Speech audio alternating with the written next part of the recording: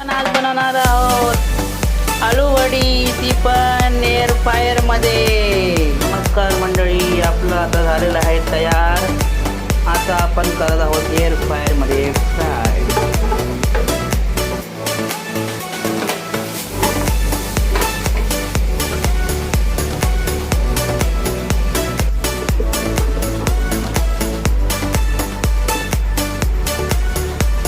तर आलू वडीला जास्त काही लागत नाही, त्यामुळे 160वर ठेवलेलं आहे आणि फक्त 10 मिनिटांमध्ये हे आपलं काम होणार आहे.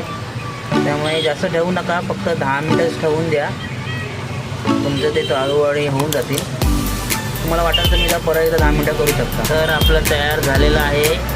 आता आपण ओपन करून बघूया आपली आलू वडी कशी तयार झाली. अरे वा, किती खुसखुशीत मस्त झालेली आहे आपली आलू वडी. तर तुम्ही पण नक्की ट्राय करा अशी आलू वडी बनवायला.